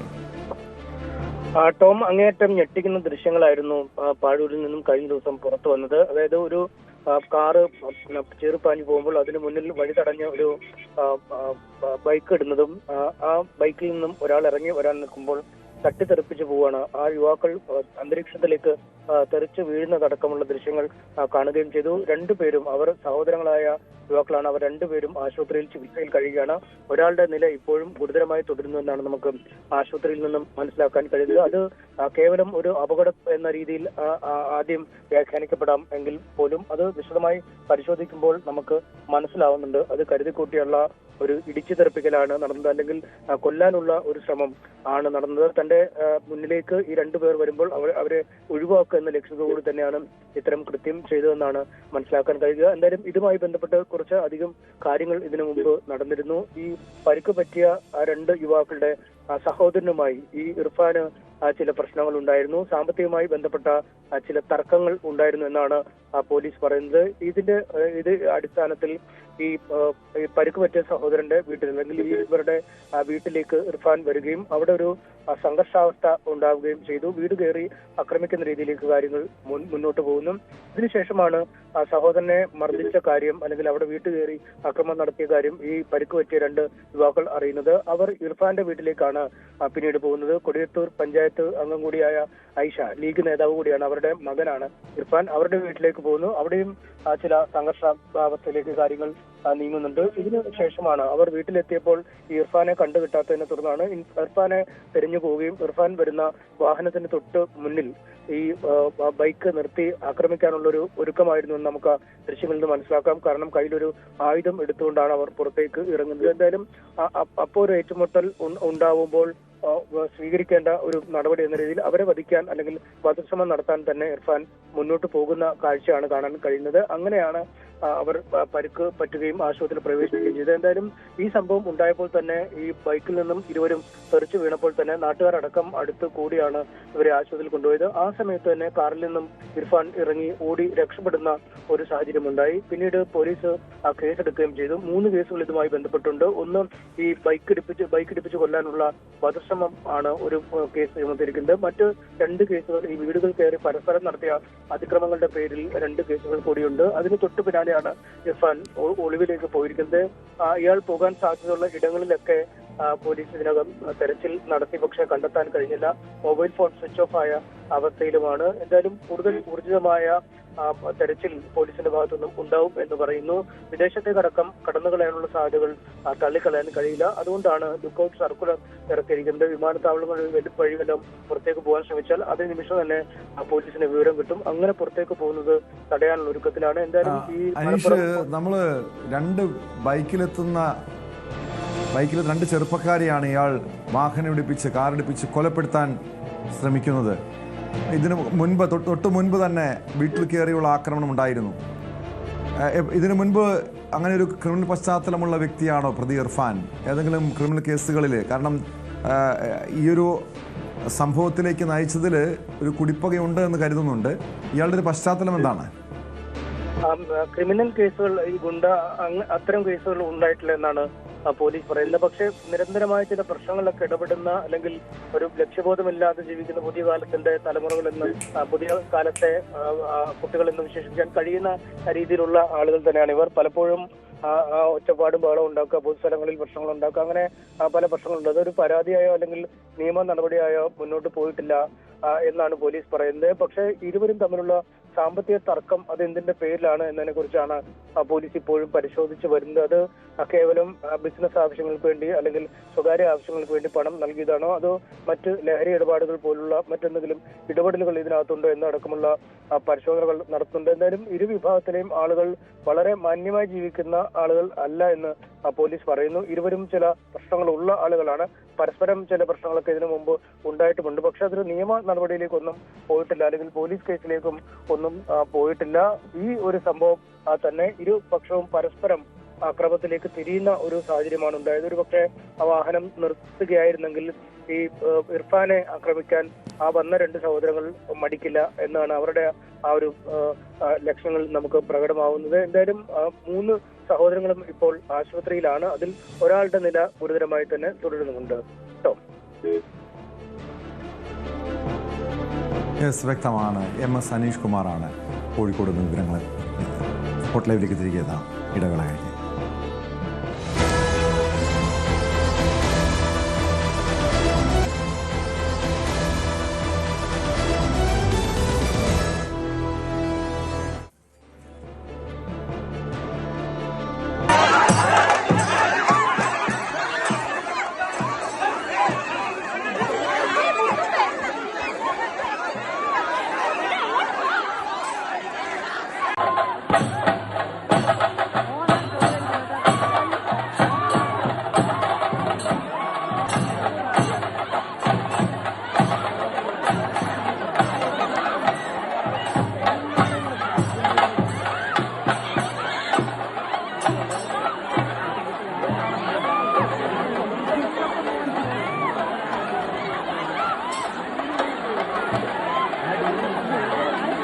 കണ്ണൂർ മോകേരി വള്ളിയായിൽ തെയ്യത്തിന് ഉണ്ടായ സംഘർഷത്തിന്റെ ദൃശ്യങ്ങളാണ് ഇപ്പോൾ കണ്ടത്. കൂട്ടത്തല്ലിൽ തെയ്യത്തിനെയും പിടിച്ചു തള്ളി മദ്യപിച്ചെത്തിയ 2 സംഘങ്ങൾ തമ്മിലാണ് സംഘർഷമുണ്ടായത്.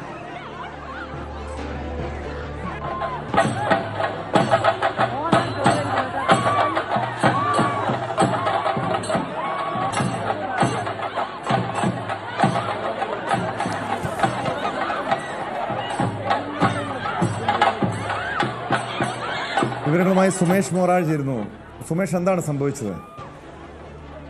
ടോം, ഭക്തജനങ്ങൾ ഏറെ ഭീതിയോടെ, അതായത് നമുക്കറിയാം പല ക്ഷേത്രങ്ങളിലും ഇപ്പോൾ കണ്ണൂരായിക്കോട്ടെ കാസർഗോഡായിക്കോട്ടെ ക്ഷേത്രങ്ങളിൽ എത്തിപ്പെട്ട് കഴിഞ്ഞാൽ ഇതുപോലുള്ള രംഗങ്ങൾ കാണുന്ന ഒരു അവസ്ഥയാണ് നമ്മൾ പലപ്പോഴും കാണാൻ സാധിക്കും. അതായത് ഭക്തജനങ്ങൾ ഏറെ ഈ ഭക്തിയോടെ പരിപാലിച്ചു പോരുന്ന ഇത്തരം ആരാധനാലയങ്ങളെ ഈ പകപോക്കലിന്റെയും അതുപോലെ തന്നെ വിദ്വേഷത്തിന്റെയും ഇടങ്ങളാക്കി മാറ്റുന്നു എന്നുള്ള വളരെ ഖേദകരമായ കാഴ്ചയാണ് നമുക്ക് ഇപ്പോൾ പലപ്പോഴും കാണാൻ സാധിക്കുന്നത്.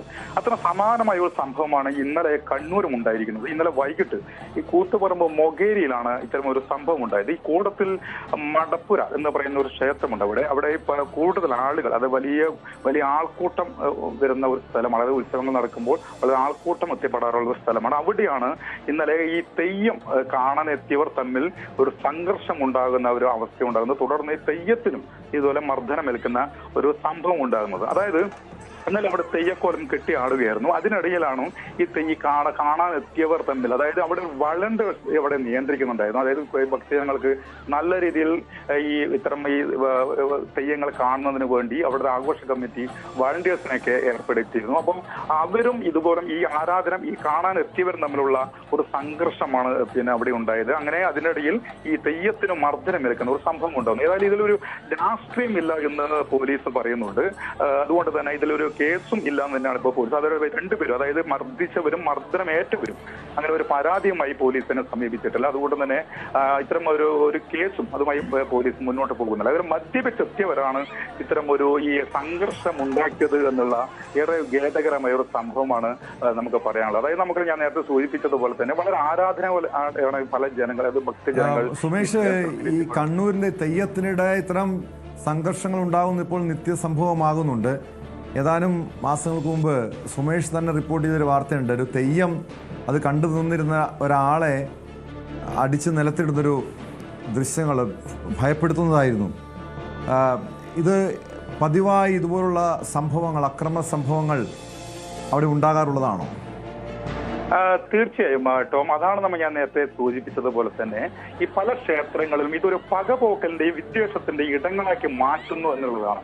അതിപ്പോ ഇപ്പോൾ ഇവിടെ കാണാൻ എത്തിയവർ തമ്മിലുള്ള ഒരു സംഘർഷമാണെങ്കിലും ഇപ്പം നേരത്തെ ടോം സൂചിപ്പിച്ചതുപോലെ തന്നെ തെയ്യം കിട്ടിയ ആൾ ഈ കാണാനെത്തിയ അത് ജനത്തെ മർദ്ദിക്കുന്ന ഒരു ദൃശ്യമായിരുന്നു നമ്മൾ കഴിഞ്ഞ ദിവസങ്ങളിൽ ഈ വാർത്തകൾ ഇടം നേടിയ ഒരു സംഭവം എന്ന് പറയുന്നത്. അതായത് ഈ ക്ഷേത്രങ്ങളാണ് ഇത്തരം ഒരു ഇടങ്ങളാക്കി മാറ്റുന്നു എന്നുള്ളതാണ് ഏറെ പ്രയാസകരമായ ഒരു കാര്യം എന്ന് പറയുന്നത്. നമുക്കറിയാം, എല്ലാ ജനങ്ങളും അല്ലെങ്കിൽ ഭക്തജനങ്ങൾ എത്തുക, അവരെ ആരാധന സ്ഥലങ്ങൾ എത്തുന്നു, അവരെ ആരാധിക്കപ്പെടുന്ന മൂർത്തിയെ തൊഴാനെത്തുന്നു. അവിടെ ഭക്തി വളരെ ചെറിയ കുട്ടികൾ ഉൾപ്പെടെ എത്തിപ്പെടുന്ന ഒരു സ്ഥലം. അവിടെ ഇത്തരം ഈ മദ്യപിച്ചെത്തുന്ന സംഘങ്ങൾ അവിടെ ഒത്തുചേരുന്നു.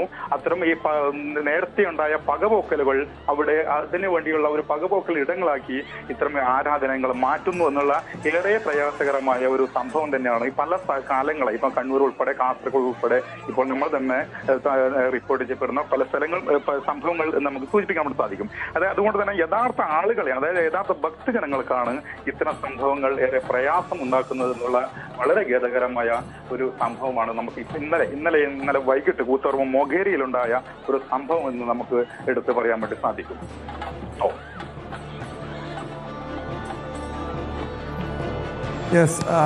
ഈ ഒരു അക്രമ സംഭവത്തിൽ പോലീസ് നടപടി സ്വീകരിക്കുമോ, അതോ ആ ഒരു ചെറിയ സാധാരണഗതിയിൽ ഇതുപോലുള്ള ക്ഷേത്രോത്സവത്തിനിടെയും തെയ്യത്തിനിടെയും ഉണ്ടാകുന്ന കൂട്ടത്തല്ല് അത് പിന്നീട് ഇരു വിഭാഗങ്ങൾ തമ്മിൽ ചർച്ച ചെയ്ത് പ്രശ്നപരിഹാരത്തിലേക്ക് നീങ്ങാറുണ്ട്, അങ്ങനെ ആയിരിക്കുമോ നടപടി ഉണ്ടാകുമോ, അതോ പോലീസിന്റെ ഭാഗത്തുനിന്ന് കേസെടുക്കുമോ? ടോം, ഏതായാലും ഈ വിഷയത്തിൽ ഇതൊരു പ്രശ്ന പരിഹാരം അന്ന് ആ സമയത്ത് തന്നെ ഉണ്ടായിട്ടുണ്ട്. അതായത് ഇവർ തമ്മിൽ തന്നെ പരസ്പരം ധാരണയോടുകൂടി തന്നെയാണ് പിന്നീട് പിരിഞ്ഞത്. അതായത് ഇതുമായി ബന്ധപ്പെട്ട് മറ്റുള്ള കേസുകളോ മറ്റു കാര്യങ്ങളൊക്കെ പോലീസ് കടന്നിട്ടില്ല. അതുപോലെ തന്നെ ഇവരും, അതായത് നേരത്തെ സൂചിപ്പിച്ചതുപോലെ തന്നെ ഏറ്റവരും അല്ല മർദ്ദിച്ചവരും ഇത്തരം ഒരു നടപടിയുമായി മുന്നോട്ട് പോകണമെന്നുള്ള ആഗ്രഹമുള്ളവരല്ല. ഏതായാലും അതൊരു പരസ്പരം ബോധ്യപ്പെടുന്ന രീതിയിലുള്ള ഒരു സംഭവം തന്നെയാണ് ഇന്നലെ ഉണ്ടായത്. ഏതായാലും അത് അവരൊക്കെ ബോധ്യപ്പെടുകയും ഇത്തരം ക്ഷേത്രങ്ങൾ അത് മറ്റുള്ള ആളുകൾ കൂടി ഇത്തരം സംഭവങ്ങൾ പ്രയാസം ഉണ്ടാക്കി എന്നുള്ള അവർക്ക് ബോധ്യപ്പെടലിന്റെ അടിസ്ഥാനത്തിൽ പോലീസും അതുകൊണ്ട് തന്നെ ഒരു സ്വമേധയാ കേസുമായി മുന്നോട്ട് പോയിട്ടില്ല എന്ന് തന്നെയാണ് മനസ്സിലാക്കുന്നത്. ഏതായാലും തുടർന്നും അവിടെ ഈ തെയ്യങ്ങൾ കെട്ടിയാടുകയും പരസ്പരം ധാരണയോടുകൂടി എല്ലാവരും അവിടെ കാണുന്ന രീതിയിൽ, അതായത് ഭക്തജനങ്ങൾ മൊത്തം അതിനുശേഷം അവിടെ സംഭടിച്ച് അല്ലെങ്കിൽ അവിടെ എല്ലാവരും കാണുന്ന വിധത്തിലുള്ള ഒരു ക്രമീകരണങ്ങൾ ഈ സംഘാടകരും ഈ പറയുന്ന പോലെ തന്നെ പോലീസ് ഉൾപ്പെടെ ഇടപെട്ടുകൊണ്ട് അവിടെ നടന്നിട്ടുണ്ട് എന്നാണ് അറിഞ്ഞത്. സുമേഷ് മോറായാണ് കണ്ണൂരിൽ നിന്നും വിവരങ്ങൾ നൽകിയത്. പാലക്കാട് തൃത്താല കറുകുപത്തൂരിൽ ഗുണ്ടാക്രമണം, 2 പേർക്ക് കുത്തേറ്റു. കറുകുപത്തൂരിലെ സ്വകാര്യ ക്വാർട്ടേഴ്സിലാണ് സംഭവം. ക്വാർട്ടേഴ്സ് ഉടമകളായ ഉസ്മാൻ, ജിംഷാദ് എന്നിവർക്കാണ് കുത്തേറ്റത്. ഇവരെ തൃശൂരിലെ സ്വകാര്യ ആശുപത്രിയിലേക്ക് മാറ്റി. സംഭവവുമായി ബന്ധപ്പെട്ട് 4 പേരെ ചാലിശ്ശേരി പോലീസ് കസ്റ്റഡിയിലെടുത്തു. വിവരങ്ങളുമായി പ്രജിത്ത് കോങ്ങാട് ചേരുന്നുണ്ട്. പ്രജിത്ത്, ഇതെപ്പോഴാണ് ഈ സംഭവം ഉണ്ടാകുന്നത്? കുടിപ്പകയുടെ ഭാഗമായിട്ടായിരുന്നോ ഏറ്റുമുട്ടൽ? അങ്ങനെ ഗുണ്ടാവിളയാട്ടത്തിന്റെ കുടിപ്പകയാണെന്നൊന്നും പറയാൻ പറ്റില്ല. ഇന്നലെ വൈകുന്നേരം 6 മണിയോടുകൂടി 6 മണിക്ക് ശേഷമാണ് ഈ തൃത്താല കറുകമ്പത്തൂർ സ്വകാര്യ ക്വാർട്ടേഴ്സിൽ ഈ ആക്രമണം ഉണ്ടായത്. ഒരു നിസാര കാര്യത്തിനെ ചൊല്ലിയായിരുന്നു, അത് ചില സാമ്പത്തിക പ്രശ്നങ്ങളെ ചൊല്ലിയായിരുന്നു ഈ ആക്രമണം ഉണ്ടായത്. ക്വാർട്ടേഴ്സ് ഉടമ ഉൾപ്പെടെ 2 പേർക്കാണ് കുത്തേറ്റത്. പുറത്തും കൈക്കുമായി നിസാര പരിക്കുകളാണ്. ഇവരെ തൃശൂർ മെഡിക്കൽ കോളേജിലേക്ക്, തൃശൂർ സ്വകാര്യ ആശുപത്രിയിലേക്കാണ് മാറ്റിയിരിക്കുന്നത്. ഈ സംഭവവുമായി ബന്ധപ്പെട്ട് ചാലിശ്ശേരി പോലീസ് 4 പേർക്കെതിരെ കേസെടുത്തിട്ടുണ്ട്. ഈ 4 പേരും അറസ്റ്റിലായിട്ടുണ്ട്. താമസിക്കുന്നവരും ഈ ഉടമകളും തമ്മിലുണ്ടായ പ്രശ്നങ്ങളാണ് അവിടെ ഉണ്ടാകാൻ കാരണം. ഉടമകൾ ഈ താമസക്കാരോട് ചെറിയ സാമ്പത്തിക ഇടപാടുകൾ ഉണ്ട്. അതുമായി സംസാരിച്ചിരിക്കുമ്പോഴാണ് ഇവർ ആദ്യം കയ്യാങ്കളിയിലേക്കും പിന്നെ കത്തിക്കുത്തിലേക്കും ഈ കലാശിച്ചിരിക്കുന്നത്. ടോം.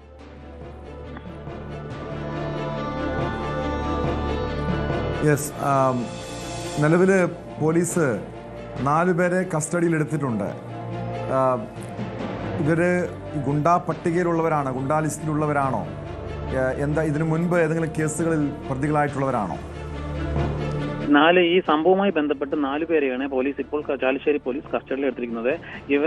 ഇവർ മുൻപ് ചെറിയ കേസുകൾ ഉണ്ട് എന്നാണ് ഇപ്പോൾ പറയുന്നത്.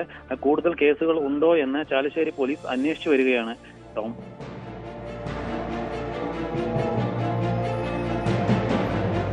പ്രജിത്ത്, ഇപ്പോൾ 2 പേർക്ക് ഇതിൻ്റെ ഒരു ആക്രമണത്തിൻ്റെ, ഈ ഗുണ്ടാക്രമണത്തിൻ്റെ കാരണം എന്താണെന്ന് വ്യക്തമായിട്ടുണ്ടോ? അതോടൊപ്പം ഈ പരിക്കേറ്റവരിൽ നിന്നും മൊഴിയെടുക്കാൻ പോലീസിന് സാധിച്ചിട്ടുണ്ടോ? നിസ്സാര പരിക്കുകളാണ് ഉള്ളത്.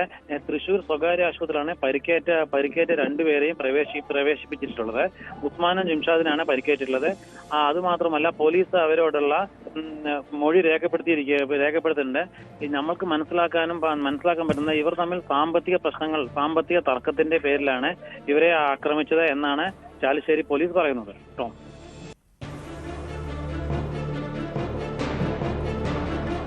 യെസ്, വ്യക്തമാണ്. പ്രജിത്ത് കോങ്ങാളാണ് വിവരങ്ങൾ നൽകിയത്. പാലക്കാട് തൃത്താലയിലാണ് ഗുണ്ടാ ആക്രമണം ഉണ്ടായത്. 4 പേരെ പോലീസ് കസ്റ്റഡിയിലെടുത്തിട്ടുണ്ട്. കുത്തേറ്റ 2 പേർ ആശുപത്രിയിൽ ചികിത്സയിലാണ്. സ്പോട്ട് ലൈവിന് പോകുന്നത് കൊച്ചിയിലേക്കാണ്. മകനെ ഓൺലൈൻ കേസിൽ നിന്നും ഒഴിവാക്കി തരാമെന്ന് പറഞ്ഞ് കോതമംഗലത്തെ BJP ഭാരവാഹികൾ ലക്ഷങ്ങൾ തട്ടിയെടുത്തെന്ന് ആരോപിച്ച് കുടുംബം.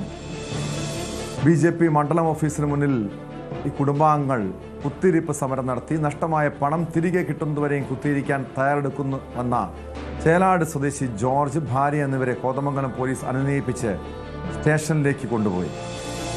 വിവരങ്ങളുമായി നവമി ദിനേശ് ചേരുന്നുണ്ട്. നവമി, നമ്മൾ ഈ ഓൺലൈൻ തട്ടിപ്പ് കേസുകളെക്കുറിച്ച് പലപ്പോഴും കേൾക്കാറുണ്ട്. ചില വെർച്വൽ അറസ്റ്റ്, അതുപോലെ ലോൺ ആപ്പ്, ഇത് പല പേരിൽ, അതായത് ഈ സാമ്പത്തിക ഇടപാടുകൾ പരിഹരിക്കാം എന്ന് പറഞ്ഞ് EDയുടെയും CBI, ED, മറ്റു കേന്ദ്ര ഏജൻസികളുടെയൊക്കെ പേരിലാണ് പലരും തട്ടിപ്പ് നടത്തുന്നത്.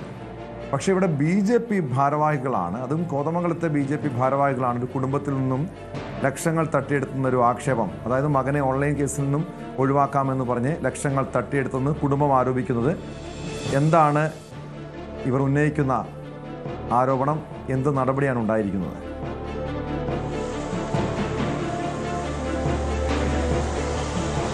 ഇത് ചേലാട് സ്വദേശിയായ ജോർജും ഭാര്യയും അനിയനും ചേർന്നാണ് ഇപ്പോൾ രാവിലെ BJP ഓഫീസിൽ പ്രതിഷേധം നടത്തിയത്. ഇവർ പറയുന്നത് പ്രകാരം കഴിഞ്ഞ കുറച്ചു ദിവസങ്ങളായി തന്നെ മകനെ ഒരു ഓൺലൈൻ ഗെയിമിംഗ് ചെയ്തതുമായി ബന്ധപ്പെട്ട് അതിൽ നിന്നും പണം ലഭിച്ചതുമായി ബന്ധപ്പെട്ട ഒരു കേസ് വരികയും അത് ബംഗളൂരുവിൽ നിന്നാണ് ആ കേസ് വന്നിരിക്കുന്നത്. അവിടെ നിന്നും അറസ്റ്റ് വാറന്റ് അടക്കം ഈ മകന് വരികയും ചെയ്തു. ഇത് എങ്ങനെയും ഒത്തുതീർക്കണമെന്നാവശ്യപ്പെട്ട് ഈ ജോർജിന്റെ അനിയൻ BJPയിലെ ചില നേതാക്കളുമായിട്ടൊക്കെ ബന്ധമുള്ളതാണ്. അവരുമായി സംസാരിച്ച് ഈ പ്രശ്നം സോൾവ് ചെയ്യാമെന്നൊരു പറയുകയും അതിനെ തുടർന്ന് ഈ കോതമംഗലത്തെ തന്നെ പ്രാദേശിക BJP നേതാക്കളായിട്ടുള്ള ഉണ്ണികൃഷ്ണൻ, സുനീഷ് എന്നിവരെ പോയി കാണുകയും ചെയ്തു. ഇവരോട് സംസാരിച്ചു. ഈ കാര്യങ്ങളെല്ലാം പറഞ്ഞതിനെ തുടർന്ന് ഇവർ ഒരു വക്കീലിനെ, ബംഗളൂരുവിലെ തന്നെ ഉള്ള ഒരു വക്കീലിനെ പോയി കണ്ടു കഴിഞ്ഞാൽ ഈ ഒരു പൈസ, ഇതുമായി ബന്ധപ്പെട്ട കാര്യങ്ങളൊക്കെ നമുക്ക് അവസാനിപ്പിക്കാൻ കഴിയും, മോനെ അറസ്റ്റ് വാറണ്ട് ഉണ്ടാകില്ല, മോനെ കേസിൽ നിന്നും മുക്തനാക്കാമെന്നൊക്കെ വാഗ്ദാനം നൽകിക്കൊണ്ടാണ് ഇവർ രണ്ടുപേരും ജോർജിനെ വിശ്വസിപ്പിച്ചത്. ഇതിനെ തുടർന്ന് പല ഘട്ടങ്ങളിലായി ഏകദേശം 10 ലക്ഷത്തിലധികം രൂപയാണ് ഇരുവരും ചേർന്ന് ഈ ജോർജിൽ നിന്നും തട്ടിയെടുത്തത്. അത് ഗൂഗിൾ പേ വഴിയും അക്കൗണ്ട് മുഖേനയും കയ്യിലൊക്കെ ആയിട്ടാണ് പണം നൽകിയത്. പിന്നീട് വീണ്ടും ഈ അറസ്റ്റ് വാറണ്ട് വരുന്ന സാഹചര്യം വന്നപ്പോഴാണ് മറ്റൊരു വിധത്തിൽ ബംഗളൂരിലുള്ളൊരു വക്കീലിനെ കാണുകയും അയാളുമായി സംസാരിച്ച് കേസിന്റെ കാര്യങ്ങളെല്ലാം പോലീസ് സ്റ്റേഷനിലൊക്കെ എത്തി സംസാരിച്ച് ഈ അറസ്റ്റ് ഒഴിവാക്കുന്ന ഒരു സാഹചര്യത്തിലേക്ക്, അല്ലെങ്കിൽ ഈ കേസ് തന്നെ പിൻവലിക്കുന്ന ഒരു സാഹചര്യത്തിലേക്കൊക്കെ എത്തിയത്.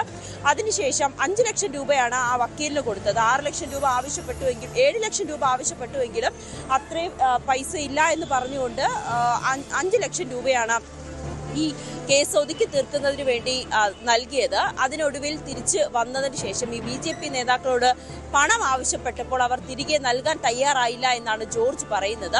പല ഘട്ടങ്ങളിലായി പല നേതാക്കളോടും ഇതിൽ പരാതി പറഞ്ഞിട്ടുണ്ട്, പക്ഷെ ആരും തന്നെ നടപടി സ്വീകരിച്ചില്ല.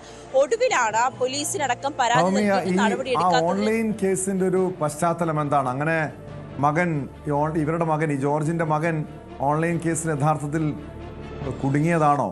മാത്രമല്ല ഇത്രയധികം പണം അവർ കൊടുത്തിട്ടുണ്ട്. ആ കേസിൽ നിന്നും മകനെ രക്ഷപ്പെടുത്താൻ കഴിഞ്ഞിരുന്നോ?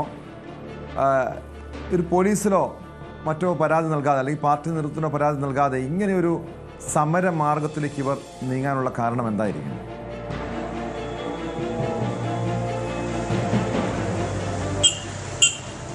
ഈ ഓൺലൈൻ തട്ടിപ്പുമായി ബന്ധപ്പെട്ട് ഗെയിമിങ്ങുമായി ബന്ധപ്പെട്ട് മകന്റെ അക്കൗണ്ടിൽ പണം എത്തിയെന്ന് വിവരം ലഭിക്കുകയുള്ളൂ. അതിന്റെ ആധികാരികമായിട്ടുള്ള കാര്യം നമുക്കിപ്പോഴും ലഭ്യമായിട്ടില്ല. ഇതിനെ തുടർന്നാണ് ഈ ബംഗളൂരു പോലീസുമായിട്ട് ബന്ധപ്പെടാനൊന്നും കഴിയാത്തതിനെ തുടർന്നാണ് ഇവർ ഈ BJP നേതാക്കളിലേക്ക് എത്തുന്നതും അവർ സഹായിക്കാമെന്നൊക്കെ പറയുകയും ഒക്കെ ചെയ്തത്. പക്ഷേ ഇവർ പണം കൈക്കലാക്കിയെന്നതല്ലാതെ ഇതിലൊരു നടപടിയൊന്നും സ്വീകരിച്ചില്ല. പിന്നീട് ബംഗളൂരിലേക്ക് തന്നെ പോവുകയും ഒരു അഭിഭാഷകനുമായി സംസാരിച്ച് ഈ കേസ് ഒത്തുതീർപ്പാക്കി, അതായത് മകന്റെ പേരിലുള്ള ഈ കേസ് പിന്നീട് പിൻവലിക്കുന്ന സാഹചര്യങ്ങളിലേക്കൊക്കെ പോവുകയും ചെയ്തു. അതും 5 ലക്ഷം രൂപയാണ് ഈ ജോർജ് അവിടെ വക്കീലിനും മറ്റ് കേസിന്റെ ആവശ്യങ്ങൾക്കും ഒക്കെ ആയിട്ട് ഇതുവരേക്കും പിരിച്ചു നൽകിയത്.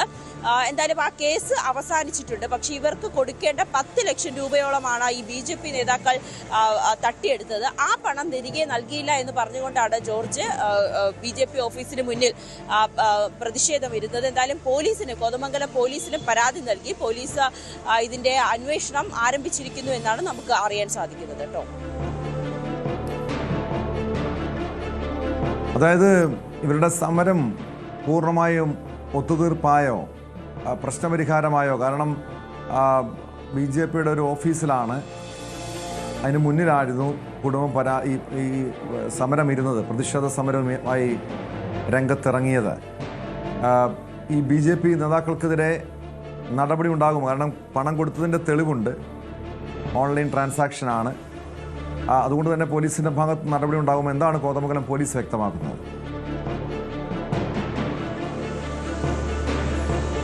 എന്തായാലും പോലീസിന് ഇത്തരത്തിലൊരു പരാതി ലഭിച്ചിട്ടുണ്ട്. ഇന്ന് രാവിലെ ഇവർ അവിടെ പ്രതിഷേധം നടത്തിയതുകൊണ്ട് തന്നെ BJP ഓഫീസിലെത്തി പ്രതിഷേധം നടത്തിയതുകൊണ്ട് തന്നെ പോലീസ് അവരെ അനുനയിപ്പിച്ച് BJP ഓഫീസിൽ നിന്ന് മാറ്റുകയായിരുന്നു. ഇതിനെ തുടർന്ന് പരാതി നൽകിയിട്ടുണ്ട്. എന്തായാലും പോലീസ് ഇതിന്റെ ഒരു അന്വേഷണം ആരംഭിച്ചിട്ടുണ്ട് എന്നാണ് നമുക്ക് അറിയാൻ സാധിക്കുന്നത്. ഈ BJP നേതാക്കൾക്കെതിരെ യാതൊരു നടപടിയും പാർട്ടി നേതൃത്വവും എടുത്തിട്ടില്ല. പക്ഷെ വരും മണിക്കൂറിൽ നമുക്ക് അത്തരത്തിലുള്ള നടപടിയും പ്രതീക്ഷിക്കാം. വ്യക്തമാണ്. കൊച്ചിയിൽ നിന്ന് നവമി ദിനേശാണ് വിവരങ്ങൾ നൽകിയത്. മകനെ ഓൺലൈൻ കേസിൽ നിന്നും ഒഴിവാക്കി തരാമെന്ന് പറഞ്ഞാണ് കോതമംഗലത്തെ BJP ഭാരവാഹികൾ കുടുംബത്തിൽ നിന്നും ലക്ഷങ്ങൾ തട്ടിയെടുത്തത്. ഇതേ തുടർന്ന് BJP മണ്ഡലം കമ്മിറ്റി ഓഫീസിന് മുന്നിൽ ഈ കുടുംബാംഗങ്ങൾ, അതായത് കോതമംഗലം ചേലാട് സ്വദേശി ജോർജും ഭാര്യയും അടങ്ങുന്ന കുടുംബാംഗങ്ങൾ കുത്തിരിപ്പ് സമരം നടത്തുകയായിരുന്നു. സംഭവം പറഞ്ഞ് പോലീസ് എത്തി ഇവരെ അനുനയിപ്പിച്ച് സ്റ്റേഷനിലേക്ക് കൊണ്ടുപോയി. സംഭവത്തിൽ പോലീസിൻ്റെ ഭാഗത്തു നിന്ന് അന്വേഷണം നടക്കുന്നുണ്ട്. സ്പോട്ട്ലൈറ്റ് പൂർണ്ണമാകുന്നു.